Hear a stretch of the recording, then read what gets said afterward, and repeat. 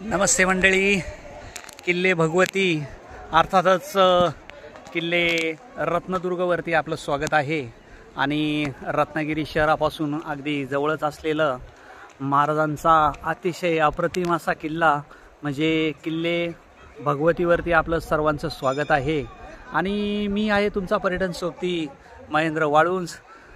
भगवा अगदी डावलाने फडकतोय आणि आता आपण आहोत किल्ले भगवतीवरती, रत्नागिरीपासूनच अगदी जवळच असलेला. आणि रत्नागिरीला आल्यानंतर अगदी आवर्जून भेट द्यायचा म्हणजे किल्ले भगवती. समोरच आपण देवीचं मंदिर पाहत आहोत. आणि आता मी तुम्हाला किल्ल्याचं प्रमुख आकर्षण असलेलं म्हणजे किल्ल्याची अतिशय सुस्थितीमध्ये असलेली ही किल्ल्याची तटबंदी. खूप मोठा विस्तार असलेला हा शिवकालीन किल्ला आणि त्याचं हे अत्यंत विहंगम असं दृश्य. समोरच आपण रत्नागिरी शहर पाहतोय आणि बाजूलाच मिऱ्यामार बंदरामध्ये नांगरून ठेवलेल्या हजारो मच्छीमार बोट्या आणि समोरच एक नवीन तयार होणारं एक बंदर आपण पाहत आहोत. एक मासेमारी बंदर आहे आणि अत्यंत आधुनिक पद्धतीनं त्याचं बांधकाम सध्या चालू आहे. आणि समोरच आपल्याला जे दृश्य दिसतंय ती आहे अरेबियन सी. रत्नागिरीला आल्यानंतर या किल्ल्याला भेट देणं अनिवार्य आहे, कारण का तर महाराजांच्या काळातील जे काही सुस्थितीमधले जे किल्ले आहेत त्यामध्ये किल्ले भगवतीचा नंबर अगदी चांगल्या प्रकारे वरचा आहे. किल्ल्याच्या आजूबाजूला अतिशय घनदाट अशी झाडी आहे आणि किल्ला अगदी चोहोबाजूनी समुद्राने वेढलेला आहे.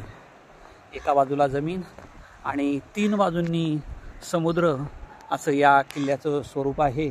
आणि किल्ल्यामध्ये आतमध्ये सुद्धा वनीकरण करून अशी दाट झाडी फुलवलेली आहे.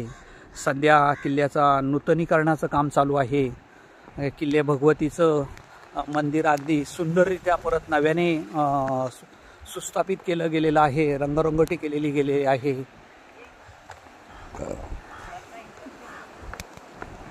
किल्ल्याची तटबंदी अतिशय सुंदर आहे.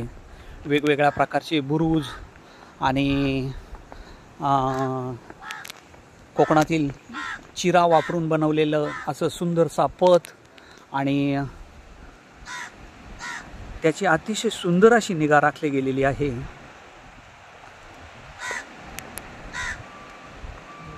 खाली समुद्राचं अतिशय विहंगम असं दृश्य आपल्याला पाहायला भेटतंय. किल्ले भगवतीला आल्यानंतर हा नजारा अगदी डोळ्यासमोरून हटत नाही. स्वच्छ निळं पाणी आणि त्यात सध्या नव्यानेच बांधण्यात येत असलेलं एक मच्छीमार बंदर. या अशा जेटी समुद्रात बांधण्यात येत आहेत ज्याला मच्छीमार बोटी लागू शकतील असं.